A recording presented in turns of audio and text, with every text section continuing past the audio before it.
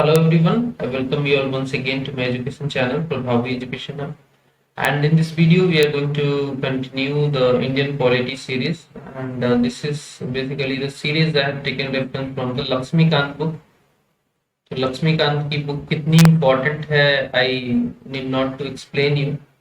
जो भी लोग यूपीएससी की या फिर किसी भी स्टेट की सिविल सर्विसेज की तैयारी कर रहे हैं तो उनको इस इम्पोर्टेंट बुक की इम्पोर्टेंस तो पता ही होगी, because this is a very well designed book for the UPSC aspirants and for the civil services state वाले जो aspirants हैं उनके लिए। तो मैं ये सीरीज कवर कर रहा हूँ and this is the 39th chapter of this series. ठीक है, इससे पहले की सारी वीडियोस देख लेना, they are equally important. And PDF भी मैं आपको प्रोवाइड करा दूंगा at the last of the series. जब भी ये कंप्लीट हो जाएगा पूरा सीरीज आपको मैं पीडीएफ प्रोवाइड करा दूंगा, so that कि आपको नोट्स मेकिंग का काम ना करना पड़े and you can trust upon the PDF, because whatever I am explaining in the videos I will be providing the same material as a PDF so that you can correlate and you can revise them multiple times within a short span of time. ठीक है, तो इससे पहले बता दो, if you are new to the channel then definitely you should subscribe my channel and also you should press the bell icon so that you can get the notification at the right time whenever I upload the video. Let's begin. तो पहला यहाँ पे जो point है वो है जो term है म्युनिसिपैलिटी, उसका जो मतलब होता है वो अर्बन लोकल गवर्नमेंट होता है। ठीक है, जो टर्म है म्युनिसिपैलिटी उसका मतलब होता है अर्बन लोकल गवर्नमेंट, वैसा गवर्नमेंट जो कि अर्बन लोकल एरिया को गवर्न करता है, एडमिनिस्टर करता है, उस गवर्नमेंट को कहते हैं अर्बन लोकल गवर्नमेंट या फिर म्युनिसिपैलिटी। ठीक है, रूरल एरिया के लिए क्या पढ़ा था हमने? Panchayati Raj system. Panchayati Raj system already मैंने एक्सप्लेन किया हुआ है। एंड जुरिडिक्शन जो है इसका, it is limited to the specific urban area. जैसे कि मान लीजिए कि कई सारे अर्बन एरिया को एडमिनिस्टर करने के लिए बहुत सारे बॉडीज बनी हुई हैं, तो उनके हिसाब से एरिया वाइज इनका जुरिडिक्शन होता है अर्बन लोकल गवर्नमेंट का। वो सारी बातें मैं एक्सप्लेन करूंगा सब्सिक्वेंट पॉइंट में। 8 तरीके की म्युनिसिपैलिटीज हो सकती हैं: municipal corporation, municipality, notified area committee, town area committee, cantonment boards, township, port trust या फिर स्पेशल पर्पस एजेंसी। इनका एरिया डिफाइंड होता है और ये अपने अपने एरिया में काम करती हैं। ये इनका जो डिवीजन है वो पॉपुलेशन बेसिस पे है या फिर समवेयर स्पेसिफाइड सर्विसेज देने के बेसिस पे है। जैसे म्युनिसिपैलिटी बड़े शहरों के लिए होता है, म्युनिसिपल कॉर्पोरेशन बहुत बिग सिटीज के लिए होता है। ठीक है, नोटिफाइड एरियाज कुछ पर्टिकुलर एरियाज जो कि गैजेट में नोटिफाइड किए जाते हैं उनके लिए होता है। इन सबको मैंने एक्सप्लेन भी किया है, वो सब्सिक्वेंट पॉइंट्स में आपको मिल जाएगा, सो डोंट वरी, को हम अच्छे से अनराइवल करेंगे, अच्छे से समझेंगे। अब देखिए, ये पहले से काम कर रही थी बट इनको कॉन्स्टिट्यूशनल स्टेटस, कॉन्स्टिट्यूशनलाइजेशन जो कहते हैं, वो हुआ था 74th कॉन्स्टिट्यूशनल अमेंडमेंट एक्ट लाके 1992 में सरकार ने इसको कॉन्स्टिट्यूशनलाइज कर दिया था। इससे पहले ये कॉन्स्टिट्यूशनल स्टेटस इनको नहीं था, तो ये सही से काम नहीं कर पा रही थी। सेंट्रल लेवल पे एक मिनिस्ट्री भी है इससे related, ministry of housing and urban affairs. ठीक है, ministry of defence in the case of cantonment board. तो जो कैंटोनमेंट बोर्ड्स होती हैं वहां के लिए ministry of defence basically responsible होती है। मिनिस्ट्री ऑफ होम अफेयर्स होती है in case of union territories. मान लीजिए कोई म्यूनिसिपैलिटी यूनियन टेरिटरीज में है तो वो किस मिनिस्ट्री के अंदर आएगा? वो आएगा होम अफेयर्स के अंदर। ठीक है, तो ये सारी बातें हैं जो आपको पता होनी चाहिए। बेसिकली 3 डिवीजन है यहाँ पे सेंट्रल लेवल पे।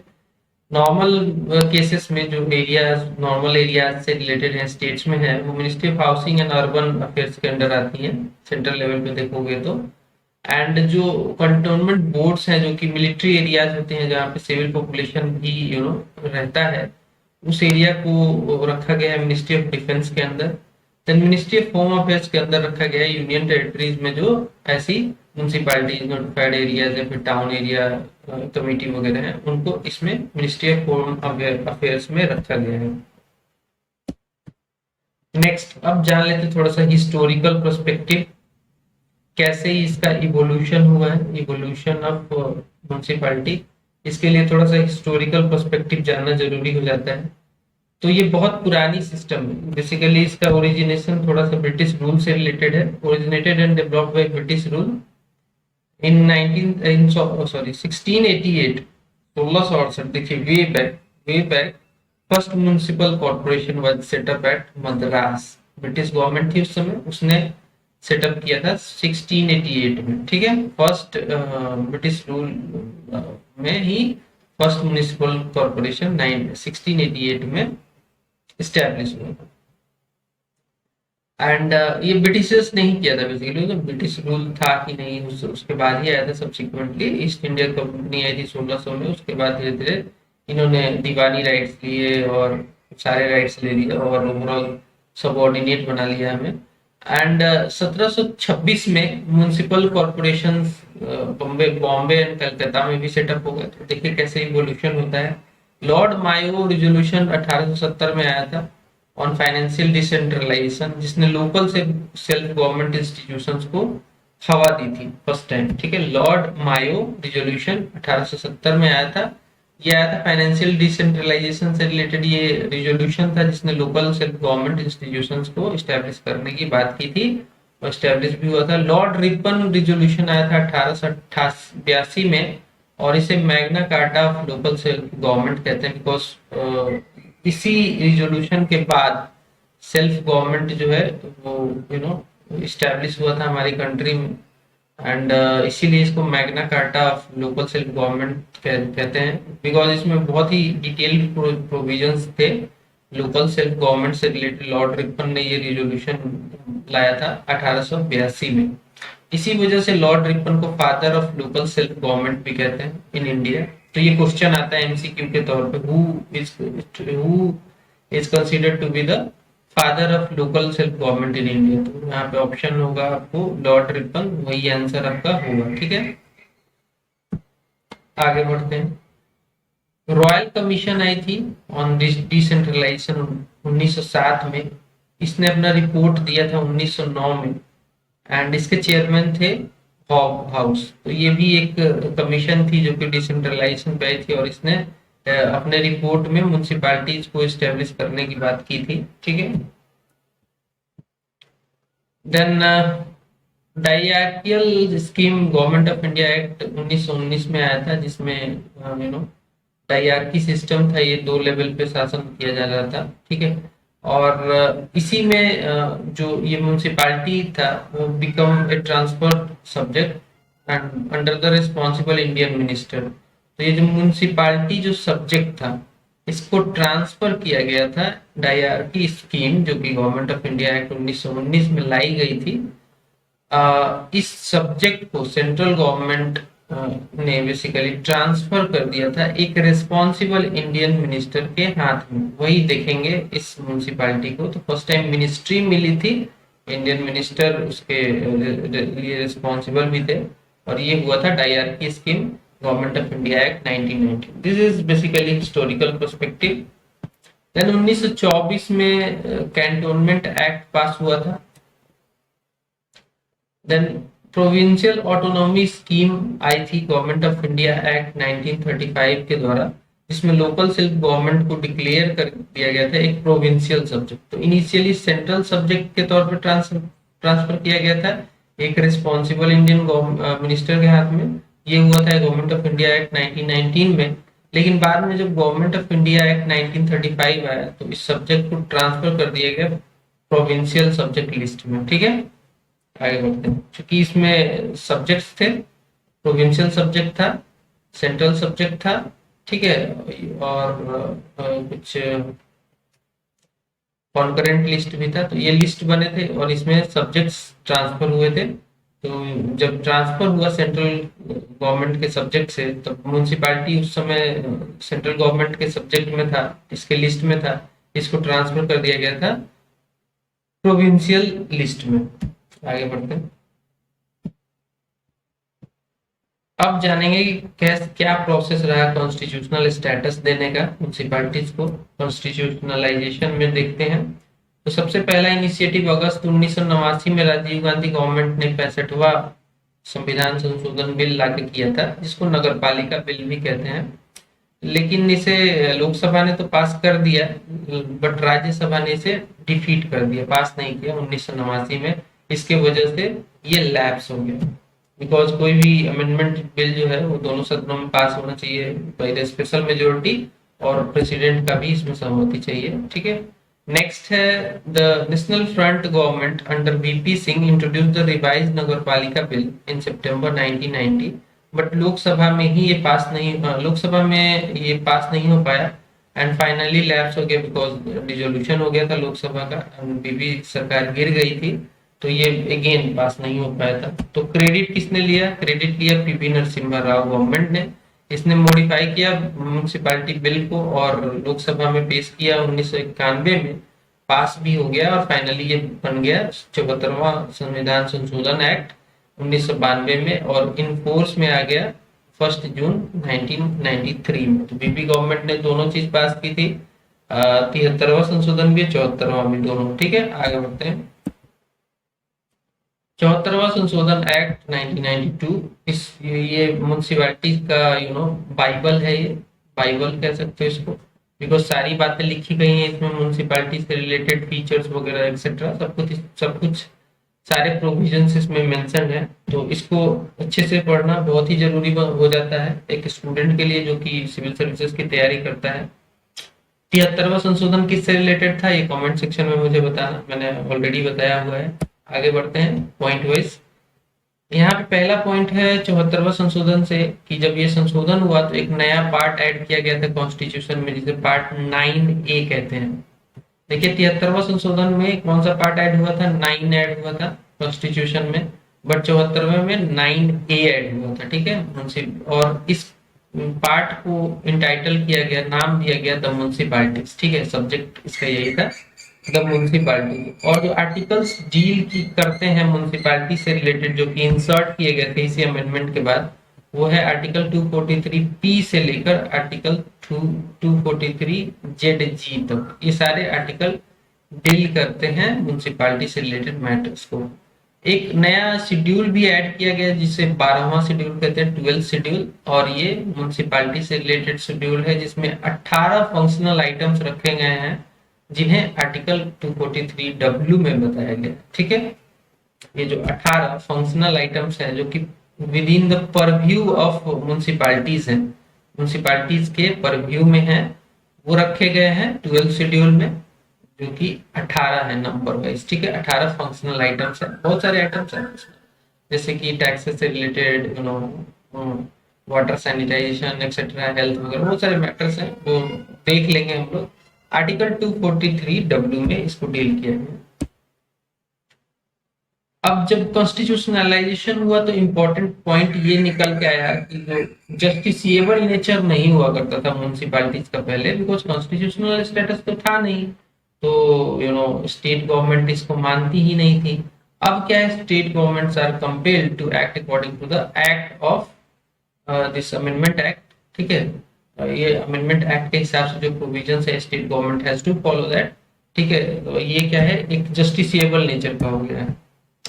सेलियंट फीचर की बात करोगे इस एक्ट की, तो सबसे पहला आता है कि इसमें 3 टाइप्स ऑफ म्युनिसिपैलिटीज होती हैं, 3 तरीके की म्युनिसिपैलिटी। नगर पंचायत, जो कि एक ट्रांजिशनल एरिया के लिए होता है, वैसे एरिया जो कि बहुत बड़ी सिटीज नहीं होती हैं, ट्रांजिशनल होती हैं। अब मतलब एक कह सकते हो कि टाउन से वो सिटी बन रही है, बड़ी सिटी के तौर पे बन रही है, धीरे धीरे ट्रांजिशनल फेज में होती है, वैसे को नगर पंचायत के द्वारा म्युनिसिपैलिटी, वैसे म्युनिसिपैलिटीज को नगर पंचायत कहते हैं।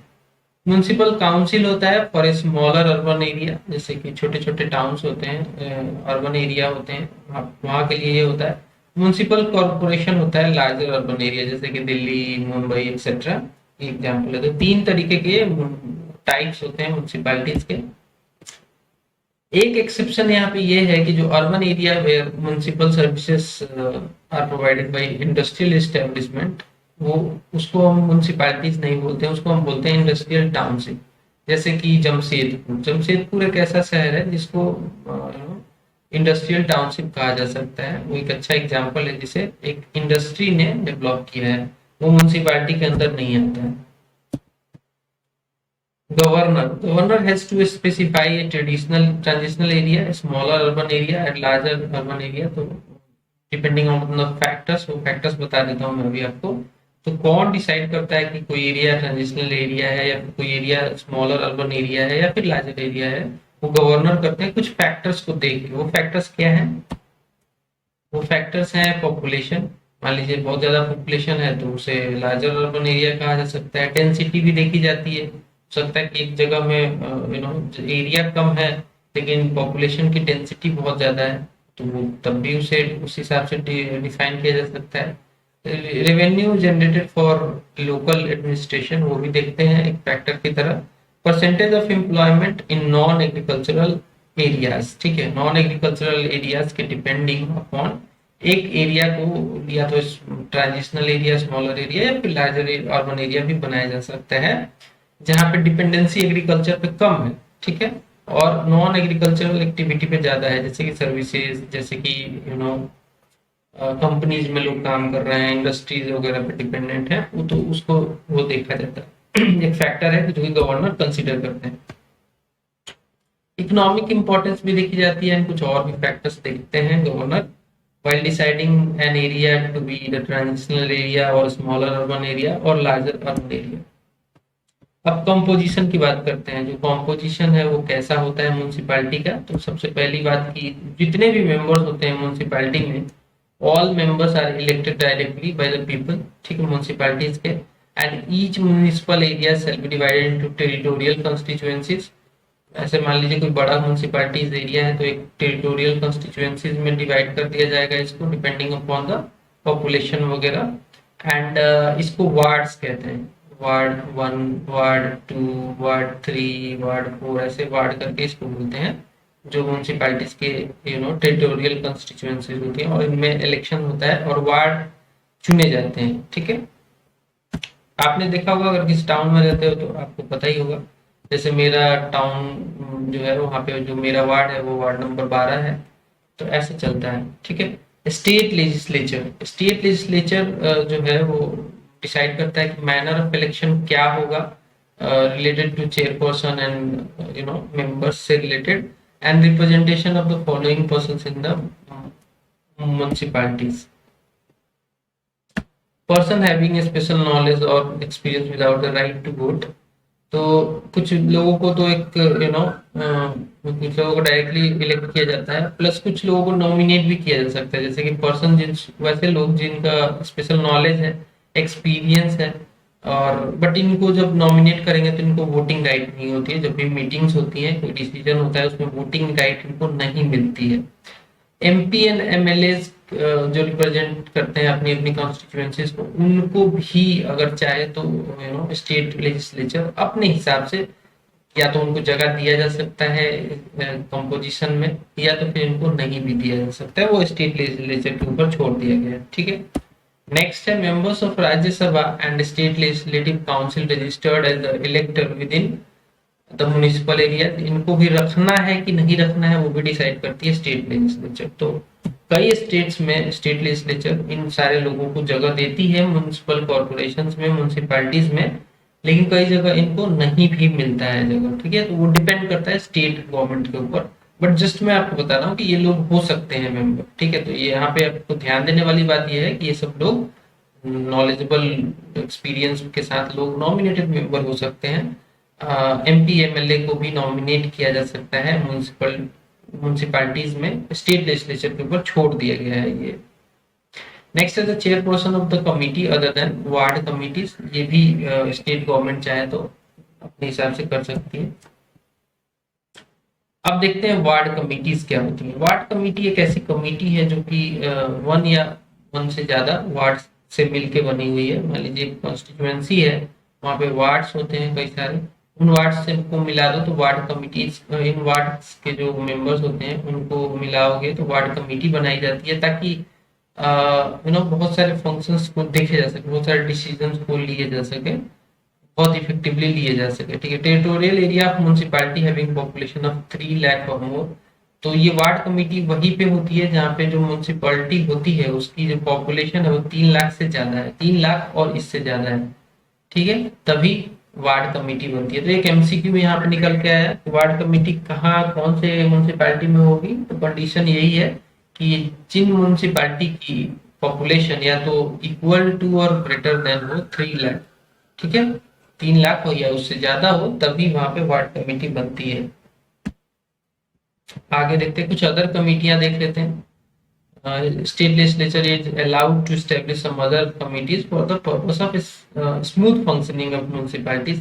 यहाँ पे यही जान लो कि वार्ड कमेटी तो होती है, कुछ अदर कमेटी भी बनाई जा सकती है स्पेसिफिक पर्पस के लिए, वो भी छोड़ दिया गया है स्टेट लेजिस्लेचर के हाथ में कि आप डिसाइड करना अपने हिसाब से। नेक्स्ट है रिजर्वेशन ऑफ सीट्स। तो इसमें सेम जैसे कि पंचायत में सीट्स का रिजर्वेशन है, यहाँ पे भी रिजर्वेशन दिया गया है शेड्यूल कास्ट के लिए, शेड्यूल ट्राइब्स के लिए, in the proportion of their population, ठीक है। तो ऐसा नहीं कि पॉपुलेशन कम है और ज्यादा रिजर्वेशन, ऐसा नहीं हो सकता है। पॉपुलेशन के रेशियो पे ही प्रोपोर्शन रख के ही रिजर्वेशन दिया जाता है। एंड 1/3 ऑफ द महिलाएं जो होती हैं, टोटल सीट्स की 1/3 ऑफ द महिलाएं को भी रिजर्वेशन दिया गया है। मान लीजिए सीट है कहीं पे म्यूनसिपैलिटी की 50, तो 1/3 निकालोगे तो लगभग आएगा इसका 17 के आसपास। तो 17 महिलाएं होंगी इसके मेंबर एटलीस्ट। तो मिनिमम रिजर्वेशन वुमेन्स के लिए 33%, 33.3% कह सकते हो, या फिर 1/3 कह सकते हो मिनिमम। नेक्स्ट है स्टेट लेजिस्लेचर डिसाइड करेगा manner of reservation of offices of chairperson for SC ST and women. And ये भी डिसाइड कर सकता है स्टेट लेजिस्लेचर की किसी बैकवर्ड क्लास को क्या रिजर्वेशन देना है कि नहीं किसी स्टेट में, वो स्टेट लेजिस्लेचर के ऊपर छोड़ दिया गया है। तो कई सारी स्टेट्स हैं, कई सारी स्टेट्स ने दिया है बैकवर्ड क्लासेस को भी रिजर्वेशन म्युनिसिपैलिटी सिस्टम में, और कई ने नहीं भी दिया है। Reservation of seats cease to have effect after expiration of the period specific in Article 334। तो ये आर्टिकल एक ऐसा आर्टिकल है, आर्टिकल 334, जो कि मैंने एक्सप्लेन किया था पंचायती राज सिस्टम में भी, जिसमें कहा गया है कि जो ये रिजर्वेशन है वो 70 साल तक चलेगा, मतलब 2020 तक चलेगा। तो 2020 तो अभी चल ही रहा है। इसके बाद क्या रिजर्वेशन म्युनिसिपैलिटी में रहेगा कि नहीं रहेगा, वो अभी फर्दर अमेंडमेंट के द्वारा किया जा सकता है एक्सटेंड, या फिर हटाया भी जा सकता है depending upon the government wish and aspiration of public. तो इस पे अभी डिसीजन बाकी है। एनीवे आगे बढ़ते हैं। अब ड्यूरेशन क्या होती है म्युनिसिपैलिटीज की, तो 5 साल रखा गया है जनरल जो टर्म है, बट इसको डिसॉल्व किया जा सकता है बिफोर इट्स एक्सपायरी। एक्सपायरी मतलब कि 5 साल से पहले भी डिसॉल्व किया जा सकता है। एंड फ्रेश सिलेक्शन कंप्लीट कराना होगा किस किस केस में, बिफोर द एक्सपायरी। जैसे मान लीजिए कोई म्युनिसिपैलिटी काम कर रही है, ऐसा नहीं कि एक्सपायर कर जाए उसका टर्म उसके बाद इलेक्शन आप कंडक्ट कराओ, उसमें टाइम गैप हो जाएगा। तो एक्सपायरी से पहले ही इलेक्शन कंडक्ट करा के 5 साल के कंप्लीशन पे तुरंत रिप्लेस कर देना है न्यू म्युनिसिपैलिटीज के मेंबर्स के द्वारा।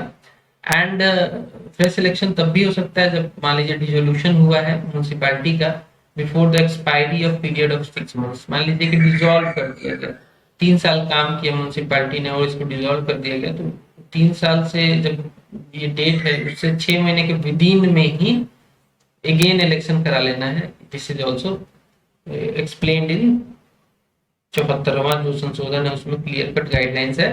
नेक्स्ट है रिमाइंडर पीरियड अगर बचा है, जो कि for which the dissolved municipality would have continued is less than 6 months. इसका मतलब ये है कि मान लीजिए किसी म्युनिसिपैलिटी ने काम किया 4 साल 8 महीना और उसका रिमेनिंग टर्म क्या बचा, रिमाइंडर 4 महीना, तो ये 6 महीने से कम है, ठीक है। तो इस केस में क्या होगा कि इसको जरूरी नहीं फिर से इलेक्शन करके ये 4 महीने के लिए म्युनिसिपैलिटी के सदस्यों को फिर से चुना जाए। रिमाइंडर अगर 6 महीने से कम है तो नेक्स्ट इलेक्शन नहीं होता है, कंपल्सरी नहीं है। It is not to be necessarily has to be election has to be taken, ऐसा नहीं है।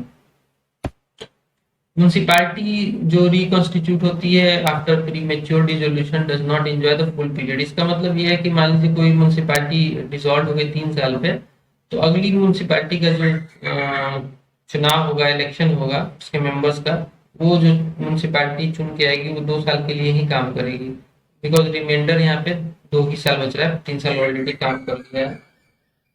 तो रिमाइंडर पीरियड हमेशा जो बचा हुआ पीरियड होता है उसी के लिए नई जो म्युनिसिपैलिटी चुन के आती है वो काम करती है। ऐसा नहीं कि जो चुन के आई वो 5 साल तक काम करेगी, ऐसा नहीं होता है।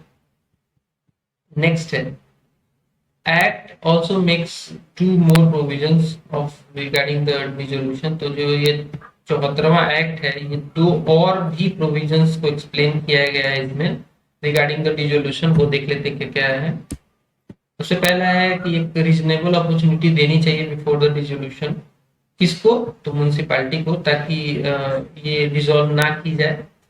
तो सारे मेथड्स अपनाने चाहिए कि डिसोल्यूशन ना हो, मौका देना चाहिए म्युनिसिपैलिटीज को। And no amendment of any law can cause dissolution of municipalities before its expiry. तो ऐसा नहीं है कि कोई अभी इमीडिएट नेचर का कोई अमेंडमेंट ला दिया और तुरंत ही म्युनिसिपैलिटीज को खत्म कर दिया, ऐसा नहीं हो सकता है। जब म्युनिसिपैलिटी बनी है तो उसे 5 साल काम करने देना चाहिए, उसको अमेंडमेंट करके कोई लॉ को नहीं हटाया जा सकता immediately.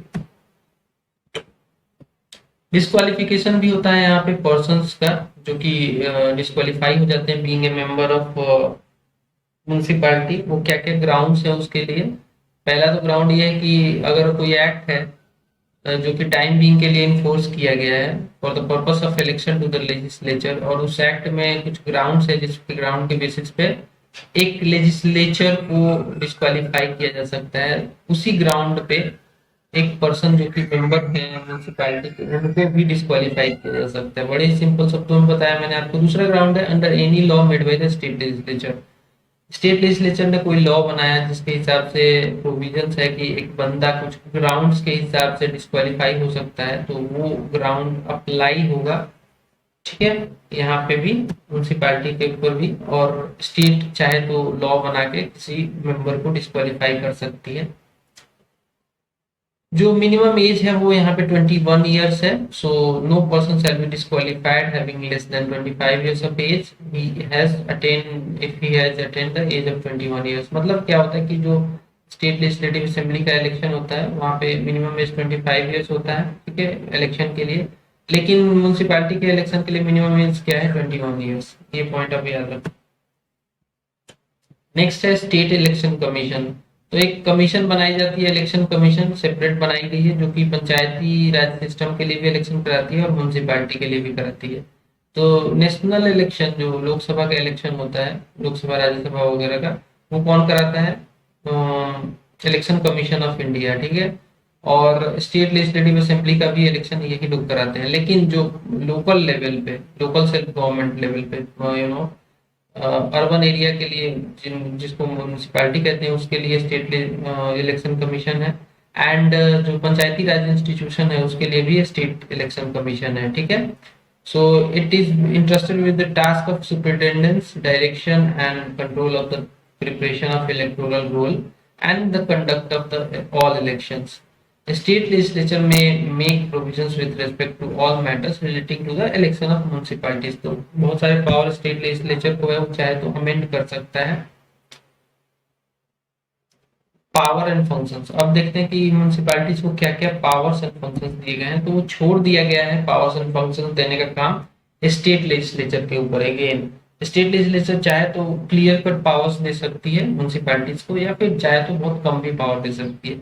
So power and authority as may be necessary to enable them to function as a self-government has to be entrusted with the state legislature की वो पावर वो दे सकती है म्यूनिसिपैलिटीज को। तो बहुत सारे ये एक वॉलंटरी प्रोविजन है जिसमें स्टेट चाहे तो दे भी सकती है, चाहे तो नहीं भी दे सकती है। तो कई सारी म्यूनिसिपैलिटी को बहुत स्पेशल फंक्शंस दिए गए हैं, बहुत स्पेशल पावर्स भी दिए गए हैं बहुत सारे स्टेट में, और कई सारी म्यूनिसिपैलिटीज को नहीं भी दिए गए हैं। नेक्स्ट है जो पावर्स दिए जा सकते हैं वो क्या क्या हो सकते हैं regarding the preparation of plan. कि भाई आपको प्लान से बनाना है तो ठीक है, ये पावर दे दिया गया कि आप अपना प्लान तैयार करो and submit to us. State government बोल सकती है ऐसा। And implementation of schemes related to the 18 matters of जो मेंशन्ड है 12 शेड्यूल में, जो कि 18 आइटम्स है जो कि with in the purview of municipality है। तो या फिर कोई इम्प्लीमेंटेशन ऑफ स्कीम है उससे भी रिलेटेड पावर चाहे तो स्टेट को लेजिस्लेचर दे सकती है म्यूनिसिपैलिटी को। इसका मतलब ये है कि मान लीजिए कोई स्कीम है, उसको बोल दे स्टेट लेजिस्लेचर की ठीक है आप एज ए म्यूनिसिपैलिटी इसको सुपरवाइज करो, इसको देख रेख करो, इस पे आपका सुपरवाइजरी पावर हमने दे दिया। तो ऐसा करा सकती है इम्प्लीमेंटेशन से रिलेटेड जो काम है स्टेट लेजिस्लेचर में endow the power to municipality. Again यहाँ पे छोड़ दिया गया स्टेट लेजिस्लेचर के ऊपर, वो चाहे तो दे सकती है चाहे तो नहीं दे सकती है। फाइनेंसेस कहाँ से आते हैं म्यूनसिपैलिटीज के, तो स्टेट लेजिस्लेचर जो है अगेन यहाँ पे डिसाइड करती है कि क्या क्या रिसोर्सेज होंगे, क्या क्या एरिया होगा जहाँ से म्यूनसिपैलिटीज को पैसा दिया जाए। तो ये ऑथराइज भी कर सकती है म्यूनसिपैलिटीज को कि भाई आप म्यूनसिपैलिटी एज ए म्यूनसिपैलिटी आप ले भी करो, मतलब लो टैक्स कलेक्ट करो, अप्रोप्रिएट करो taxes, duties, tolls and fees. तो कुछ टैक्सेस, कुछ ड्यूटीज, कुछ टोल्स एक्सप्लेन कर देगी ये स्टेट लेजिस्लेचर कि भाई आप ये टैक्सेस ले सकते हो म्यूनसिपैलिटी को, ये ड्यूटीज ले सकते हो, ये यहाँ यहाँ टोल्स ले सकते हो। ठीक है। दूसरा जो फाइनेंस का रिसोर्स होगा वो स्टेट लेजिस्लेचर दे सकती है असाइनिंग के द्वारा, assigning to the municipality taxes, duties, tolls and fees levied and collected by the state government. जो स्टेट गवर्नमेंट खुद कलेक्ट करती है उसको भी असाइन कर सकती है कुछ पैसा वहां से म्यूनसिपैलिटीज को। ग्रांट इन एड दे सकती है from the consolidated fund of state, जो कि एड मतलब सहायता के तौर पे दिया जाता है। And constitution of funds for crediting all money of the municipality, ऐसा भी किया जा सकता है। ये ऑलरेडी मैंने सेम चीजें हैं जो कि पंचायती राज सिस्टम में भी थी, ऑलरेडी एक्सप्लेन्ड है, we not to go so deep in this. एक फाइनेंस कमीशन का भी प्रोविजन है इसमें, इस एक्ट में एक फीचर है ये भी कि फाइनेंस कमीशन जो कि बनी थी, मैंने बताया था पंचायती राज इंस्टीट्यूशन के लिए, सेम फाइनेंस कमीशन यहाँ पे काम करेगी फॉर द म्यूनसिपैलिटी ऑल्सो, कि इनका जो फाइनेंशियल स्टेटस है उसको रिव्यू करेगी और कहाँ से पैसा कैसे क्या आएगा वो सब मोडस ऑपरेंडी बताएगी, प्रिंसिपल्स बताएगी। तो it has to intimate the principles of distribution between the state and, यहाँ पे पंचायत नहीं है, यहाँ पे म्यूनसिपैलिटी होगा। ठीक है। And the municipality net proceeds, determination of taxes, duties, tolls, fees that may be assigned to the, again यहाँ पे म्यूनसिपैलिटी। तो यहाँ पे म्यूनसिपैलिटी को जो कैसे मेथड क्या होगा, कैसे स्टेट और म्यूनसिपैलिटी के बीच में पैसे का डिसोल्यूशन होगा, वो सब ये बताती है डिटेल प्रोविजंस में, डिटेल रिकमेंडेशंस में ये बताती है कि कैसे ग्रांट इन एड भी दिया जाएगा from consolidated fund of the state. तो फाइनेंस कमीशन के रिकमेंडेशंस को स्टेट्स जनरली फॉलो करती हैं और कंपलसरी हो जाता है उनके लिए फॉलो करना। आगे बढ़ते हैं measures to improve the financial position of municipalities, इससे भी रिलेटेड मेजर्स को बताया जा सकता है फाइनेंस कमीशन के द्वारा। एंड स्टेट लेजिस्लेचर में provide for the composition of the commission, तो ये फाइनेंस कमीशन में जो मेंबर्स होंगे, इसका जो कंपोजिशन होगा वो कौन डिसाइड करेगा, वो डिसाइड करेगा स्टेट लेजिस्लेचर, बट गवर्नर इसको इस कमीशन को अपॉइंट करते हैं। याद रखना हमेशा फाइनेंस कमीशन को अपॉइंट कौन कराता है, तो गवर्नर हर 5 साल में कराते हैं, लेकिन स्टेट लेजिस्लेचर प्रोवाइड कराता है कंपोजिशन ऑफ द कमीशन, कि वहां पे मेंबर्स कहाँ से चुने जाएंगे, कौन कौन से लोग होंगे, क्या क्वालिफिकेशन होनी चाहिए, ये सारी बातें स्टेट लेजिस्लेचर डिसाइड करता है। गवर्नर जो होते हैं स्टेट के, कंसर्न स्टेट के, वो रिकमेंडेशंस और रिकमेंडेशंस पे जो एक्शंस होते हैं उनको पेश करते हैं स्टेट लेजिस्लेचर में, ताकि उस पर डिस्कशन वगैरह हो सके। सेंट्रल फाइनेंस कमीशन जो होता है वो भी सजेस्ट कर सकता है कुछ मेजर्स रिलेटेड टू द जो फाइनेंस है वो कैसे म्यूनसिपैलिटीज को मिलेगा from the consolidated fund of the state to supplement the finances of municipalities. ठीक है, फिर से समझो, स्टेट फाइनेंस कमीशन भी, सेंट्रल फाइनेंस कमीशन भी बैठता है। ठीक है, वो भी सजेस्ट करता है मेजर्स, कुछ मेजर्स तरीके बताता है कि कैसे कंसोलिडेटेड फंड ऑफ स्टेट से पैसा म्यूनसिपैलिटी को देना चाहिए। ठीक है, वो भी सजेस्ट किया जाता है सेंट्रल फाइनेंस कमीशन के द्वारा। लेकिन जनरली इस केस में क्या होता है कि सेंट्रल फाइनेंस कमीशन एडवाइसेस को देखता है, स्टेट फाइनेंस कमीशन के एडवाइस पे ही ज्यादातर मेजर्स को सजेस्ट करता है। नेक्स्ट है ऑडिट ऑफ अकाउंट। जो म्यूनसिपैलिटीज के अकाउंट्स है उनको नोटिफाई कर सकती है स्टेट लेजिस्लेचर, और उसका ऑडिट भी करा सकती है स्टेट लेजिस्लेचर। तो स्टेट लेजिस्लेचर के पास ये पावर है कि जो म्यूनसिपैलिटीज के अकाउंट्स है उसको ऑडिट करा सकती है। ठीक है, ऑडिटिंग इसलिए होता है ताकि पता चले कि पैसा सही जगह पे खर्च हुआ है कि नहीं, कोई करप्शन तो नहीं है, ये सारी चीजें होती हैं। अप्लीकेशन टू यूनियन टेरिटरीज, तो जो म्यूनसिपैलिटीज से रिलेटेड जो 74वां संशोधन है तो वो क्या यूनियन टेरिटरीज में भी लागू होता है? तो डेफिनेटली लागू होता है विद सम मॉडिफिकेशन। और वो मॉडिफिकेशन डिसाइड करते हैं प्रेसिडेंट, बिकॉज यूनियन टेरिटरीज में बहुत सारी चीजें एक ट्रेडिशनल स्टेट की तरह नहीं होती हैं। तो ट्रेडिशनल जो 74वां संशोधन जो हुआ है वो पूरा ही उसमें अप्लाई नहीं हो सकता, कुछ मॉडिफिकेशन किया जा सकता है, जो कि कराएंगे कौन, प्रेसिडेंट। नेक्स्ट है एग्जेम्प्टेड एरियाज। कौन कौन से एरिया एग्जेम्प्टेड है म्यूनिसिपैलिटीज का, जो 74वां संशोधन के बाद जो एक्ट आया है उसको लागू नहीं किया जाएगा कौन कौन से एरिया में। शेड्यूल्ड एरियाज और ट्राइबल एरियाज एग्जेम्प्टेड है ऑफ द स्टेट्स। एंड जैसे कि एग्जांपल के तौर पर Darjeeling Gorkha hill council of the west Bengal is also exempted from applying this the provisions of 74वां संशोधन। ठीक है, तो क्योंकि वहां पे ये ऑलरेडी ये काउंसिल काम करती है इसके डेवलपमेंट के लिए, इसके एडमिनिस्ट्रेशन के लिए, तो वहां पे again multi city of governance नहीं हो सकता नया एक्ट को भी लागू करा के। पार्लियामेंट चाहे तो इसको एक्सटेंड कर सकती है इन सारे एरियाज पे भी, लेकिन अभी तक कोई ऐसा एक्ट आया नहीं है। जैसा कि मैंने आपको पिछले वीडियो में बताया था कि पैसा लाकर पंचायती राज का extension to the scheduled areas act 1996 लाकर पंचायत के प्रोविजंस जो भी 73वें संशोधन में थे वो एक्सटेंड तो करा दिया गया था पार्लियामेंट के द्वारा, लेकिन एज सच कुछ ऐसा प्रोविजन नहीं है जो कि म्यूनिसिपैलिटी का जो 74वां संशोधन है उसको भी एक्सटेंड कराया जा सके शेड्यूल्ड एरियाज में। बट पार्लियामेंट के पास ये पावर है कि वो चाहे तो एक्ट लाके इसको एक्सटेंड करा सकती है। नेक्स्ट है डिस्ट्रिक्ट प्लानिंग कमेटी। तो प्लानिंग कमेटी है डिस्ट्रिक्ट लेवल पे, और ये किस लिए बनाई गई है, ताकि ये कंसोलिडेटेड प्लान्स वगैरह प्रिपेयर कर सके, इसको कंसोलिडेट कर सके बेसिकली जो प्लान्स बनाते हैं पंचायत एंड म्यूनिसिपैलिटीज। तो डिस्ट्रिक्ट लेवल पे एक प्लानिंग कमेटी होती है जिसका काम क्या होता है, जो प्लान्स पंचायत और म्यूनिसिपैलिटी बनाती हैं उनको कंसोलिडेट करती हैं, उनको एक जगह लेके आती हैं, ठीक है, कंसोलिडेट करती हैं and to prepare a draft development plan for the district and, ठीक है, और उसी के बेसिस पे एक ड्राफ्ट डेवलपमेंट प्लान बनाती है ये district planning committee. State legislature में make provisions with respect to the following, जैसे कि कंपोजिशन ऑफ सच कमिटी, इस कमेटी की बात कर रहा हूँ। अगेन स्टेट लेजिस्लेचर के पास ये पावर दे दिया गया है कि इसके कंपोजिशन से रिलेटेड आप प्रोविजंस बना सकते हो। Manner of election related to member and chairperson and functions of this committee और manner of election of chairperson, ये सारी चीजें डिसाइड कर सकती है स्टेट लेजिस्लेचर। एक बात और है यहाँ पे कि 4/5 ऑफ द टोटल मेंबरशिप, जो टोटल मेंबरशिप है डिस्ट्रिक्ट प्लानिंग कमेटी की, उसमें से 4/5 भाग एटलीस्ट इलेक्ट होना चाहिए by the elected members of the district panchayat and municipalities in district from amongst themselves. तो देखिए किसी डिस्ट्रिक्ट में कुछ पंचायत होंगी, डिस्ट्रिक्ट पंचायत और कुछ म्यूनिसिपैलिटीज भी होंगी, ठीक है, उनमें कुछ मेंबर्स होंगे, वही मेंबर्स जो है वो डिस्ट्रिक्ट प्लानिंग कमेटी के भी मेंबर होंगे 4/5 टोटल, इससे कम नहीं होना चाहिए, ठीक है।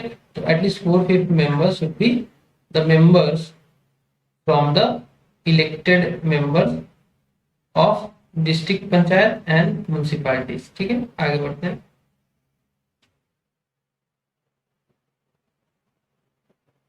Next point,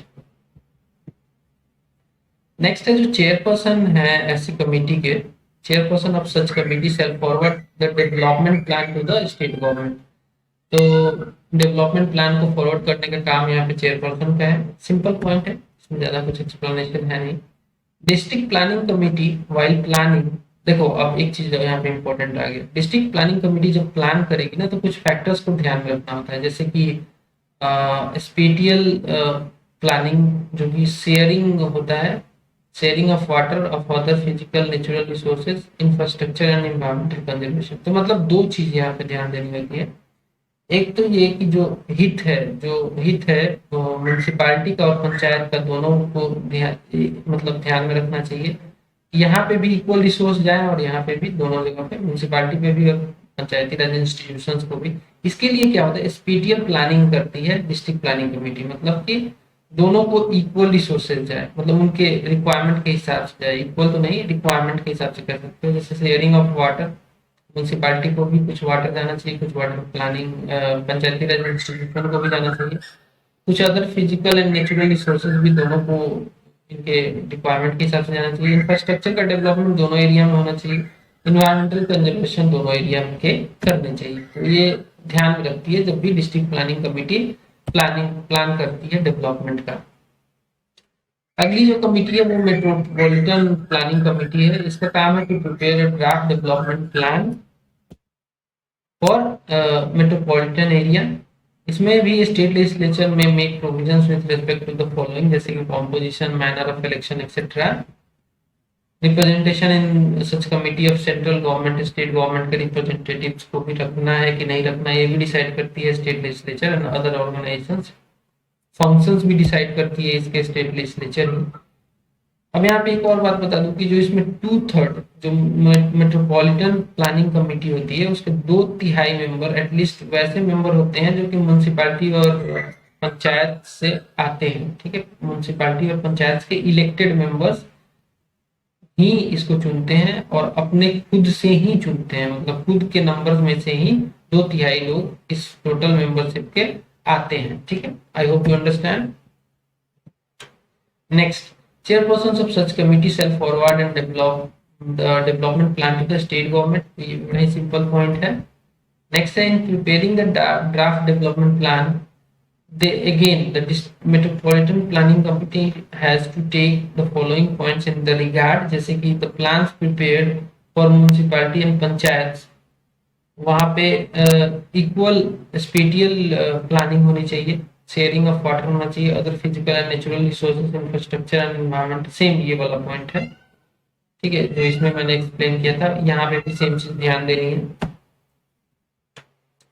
continuation of existing law and municipalities. तो देखिए, अब ये एक्ट तो आया था 1993 में, लागू हो गया था। इस एक्ट को इन्फोर्स किया गया था 1993 में। तो इससे पहले, इस एक्ट से पहले भी कुछ म्युनिसिपैलिटी से रिलेटेड एग्जिस्टिंग लॉज वगैरह थे, तो क्या वो कंटिन्यू रहेंगे? इससे रिलेटेड जो क्वेश्चन है, तो हाँ, वो 1 साल के लिए कंटिन्यू किए गए थे, कंटिन्यू किया जा सकता था उसको 1 साल तक।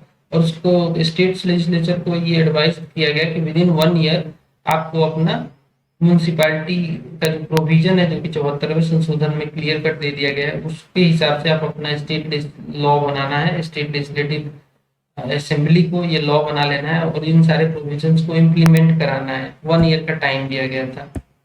नेक्स्ट है, bar to interference by state in electoral matters. यहाँ पे सेम जैसे कि पंचायती राज इंस्टीट्यूशन में कोर्ट्स को अलग रखा गया था इलेक्शन मैटर्स से, वो सेम प्रोविजन म्युनिसिपैलिटी में भी लागू होता है। तो जैसे इसको एक्सप्लेन अगर मैं करूँ तो इट डिक्लेयर्स, मतलब कि जो एक्ट है वो डिक्लेयर करता है that the validity of any law relating to the delimitation of constituencies or the allotment of seats to such constituencies cannot be questioned in any court, and no election to any municipality is to be questioned except by an election petition। तो इसका मतलब ये है, simple शब्दों में समझो, कि जो कॉन्स्टिट्यूएंसीज है उसको डिलिमिटेशन के द्वारा चेंज किया जा सकता है। उस अगर चेंज कर दिया गया तो उसको आप कोर्ट में लेकर नहीं जा सकते कि देखिए ये गलत कॉन्स्टिट्यूएंसी चेंज हुए हैं ऐसे वैसे, या फिर कोर्ट खुद से इंटरफेरेंस नहीं कर सकती इस मैटर में।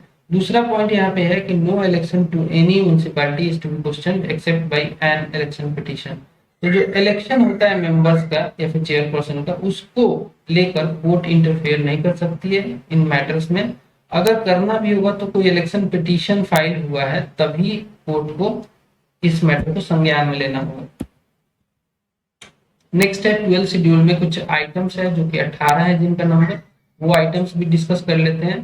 तो वो आइटम्स हैं जो म्युनिसिपैलिटी के परव्यू में आती है, मतलब म्युनिसिपैलिटी अगर स्टेट लेजिस्लेचर म्युनिसिपैलिटी को ये टास्क दे तो म्युनिसिपैलिटी को लेना पड़ेगा इन मैटर्स पे, जैसे कि urban planning including town planning, तो म्युनिसिपैलिटी को ये टास्क स्टेट लेजिस्लेचर दे सकती है।